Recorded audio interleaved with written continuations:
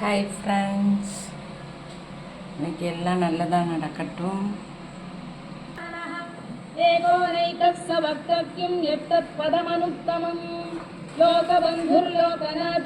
Hi friends, பட்டை கிராம்பு போட்டு தாளிச்சிருக்கேன். இன்றைக்கி முட்டை குழம்பு வைக்கிறேன். இது வேறு விதமான முட்டை குழம்பு. பச்சை மிளகாய் இது வெங்காயம் போட்டு தாளிச்சுக்கிறேன்.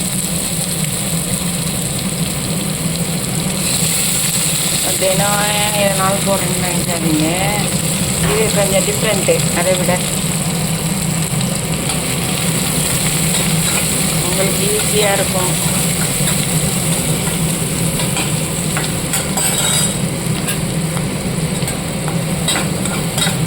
நேற்று ஃபேஸ் பேக் போட்டேன். அதை எடுத்தேன்னா ஸ்டாண்டில் கொஞ்சம் மாறி போயிடுச்சு. கொஞ்சம் புது பொண்ணு தானே, கொஞ்சம் ஃபால்ட்டு பண்ணிட்டு தான் இருப்பேன். அதனால பரவாயில்ல, அந்த வீடியோ அதனால் போடலை. அன்றைக்கி நேற்று ஒன்றும் ஃபேஸ் பேக்குக்கு வந்து என்ன பண்ணேன்னா, பன்னீரில் வந்து முல்தானி மெட்டி பவுடரும் ஆரஞ்சு பீல் பவுடரும் சேர்த்து பன்னீர் நல்லா நிறைய ஊற்றி நல்லா க்ரீமி பதத்துக்கு கொண்டு வந்து அதை இது பண்ணிவிட்டேன். முகத்தில் அப்ளை பண்ணி 20 நிமிஷம் கழித்து கழுவுனேன். எல்லாம் ஃப்ரெஷ்ஷாக இருந்துச்சு. ஆரஞ்சு பீல் பவுட்ரு நல்லா ஆரஞ்சுலாம் நம்ம இருக்குல்ல, கமலா ஆரஞ்சு கிடையாது, ஒரு அழுத்தமாக ஒரு ஆரஞ்சு இருக்கும் பாருங்கள். அந்த ஆரஞ்சு தோல் எடுத்து அப்படியே உங்களுக்கு உலர்த்தி எடுக்கிறது தான் வெயில்ல.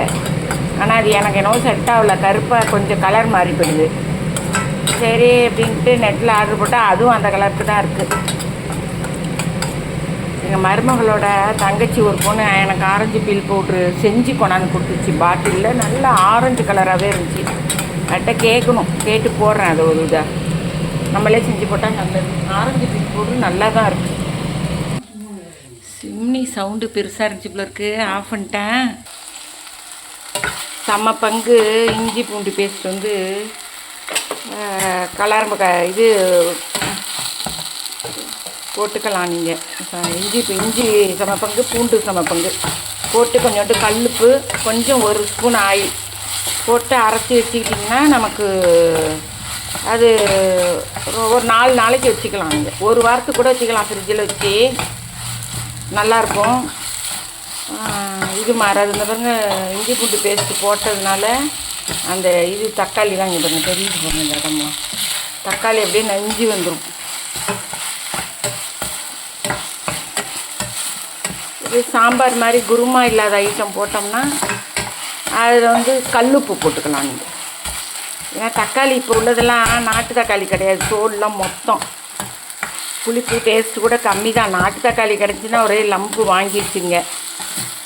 எங்கள் சம்மந்தி ஊர்லேருந்து வருவாங்க, வரும்போது நாட்டு தக்காளி எடுத்துகிட்டு வருவாங்க. அவங்க ஊர்லாம் நாட்டு தக்காளி தான், மலைப்பகுதி.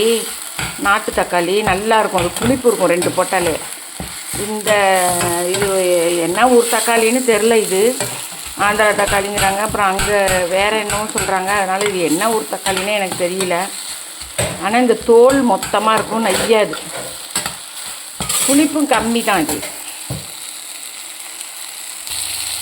தக்காளி வந்து இப்போ நஞ்சிடுச்சு பாருங்க, தோலாயிட்டு நல்லா.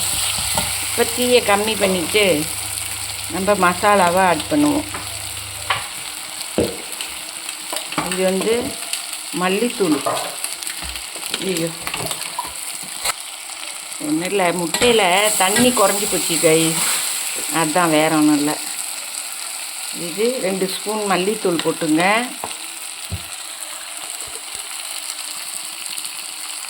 ஒரு ஸ்பூன் நான் ஆல்ரெடி இதே போட்டுக்கிறேன், காஷ்மீர் சில்லியே போட்டுக்குங்க. ஒரு 1/2 ஸ்பூன் கரம் மசாலா தூள் போட்டுங்க. இது கரிஞ்சி போகாமல் பண்ணிவிட்டு கொஞ்சம் நீங்கள் தண்ணியை ஊற்றிக்கிங்க. கறியை விட்டுறக்கூடாது, கொஞ்சம் அந்த எண்ணெயில் வதங்கணும். ஆனால் கறியை விட்டுறக்கூடாது, அதுதான் மெயின் சமைக்கிறதுக்கு. மசாலா வறுக்கலாம், ஆனால் கருவேப்பிலை உப்பு போட்டுக்கிறோம். மஞ்சப்பொடி 1 ஸ்பூன் போட்டிருக்கேன். இப்போ நல்லா இப்போயே எப்படி இருக்கு பாருங்கள். இது நல்லா கொதிக்கட்டும். இதில் தேங்காய், முந்திரி, கசகசா, கொஞ்சம் பெருஞ்சீரகம் அரைச்சி இதில் ஊற்றணும். ஊற்றிட்டு நம்ம முட்டை வேக வச்சிட்ருக்கோம் பாருங்கள், வேக வச்சு உரிச்சு வச்சிட்ருக்காங்க, உரிக்கிறாங்க. அந்த முட்டையை நம்ம அதில் போடலாம். நான் முழுசாக 2ஆக வெட்டி வெட்டி போடுவேன். எங்கள் மருமகளுக்கெல்லாம் வந்து அதுலேயே முட்டை உடச்சி ஊற்றினா தான் பிடிக்கும். அதில் ஒரு 2 முட்டை உடச்சி ஊற்றுவேன், மிச்சம் இதை போட்டுருவேன். கொதி வந்துட்டுருக்கு. நம்ம அரைக்கிறத இப்போ பார்ப்போம். தேங்காய் போட்டிருக்கேன், பெருஞ்சீரகம் தேங்காயும் போட்டிருக்கேன். இந்த 4 முந்திரி பருப்பு போட்டுப்போம். இந்த லைட்டு கலருக்கு இப்படி இருக்குது, முந்திரி பருப்பு போட்டுப்போம். கசகசா பாருங்கள், கசகசா ஒரு ஸ்பூன் போட்டுப்போம். இப்போ இதை நல்லா அரைச்சி எடுத்துப்போம்.